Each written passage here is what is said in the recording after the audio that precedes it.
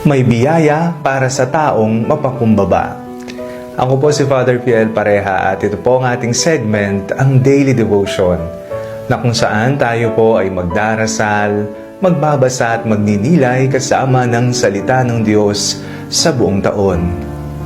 Manalangin tayo. Sa ngalan ng Ama, ng Anak at ng Espiritu Santo. Amen. Halina, banal na Espiritu, liwanagan mo ang aming puso at isip nang maunawaan at sa buhay namin ang iyong salita. Amen. Our Bible passage for today is from the Gospel of St. Matthew chapter 11 verses 25 to 27, and I read it for you. At that time Jesus said, "Thank you, Father, Lord of heaven and earth, because you have hidden these things from the wise and the intelligent, and have revealed them to infants. Yes, Father, for such was your gracious will.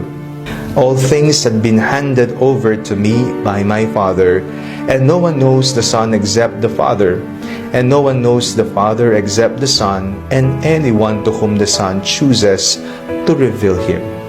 Ikaw ba ay mapagmataas? O ikaw ay may mababang kalooban?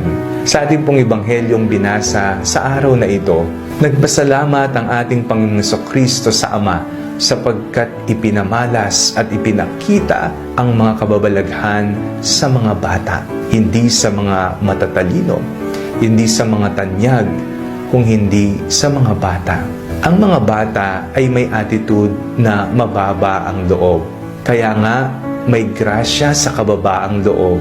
Sa tuwing ating itinataas ang ating sarili at hindi na nakalapat ang ating mga paa sa lupa, tayo ay parang nawawala na sa sarili.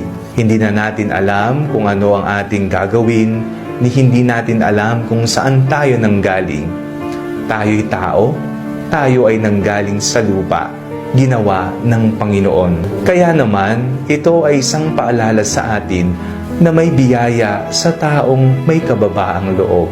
Sa harapan ng taong may mapagmataas na kalooban, huwag kang makipagsabayan. Kung hindi, tularan mo si Jesus, mayroong mababang kalooban. Sa iyo ibubunyag, sa iyo ipapamalas ang mga kababalaghan at ang paghahari ng Diyos sa ating mundo. Manalangin tayo.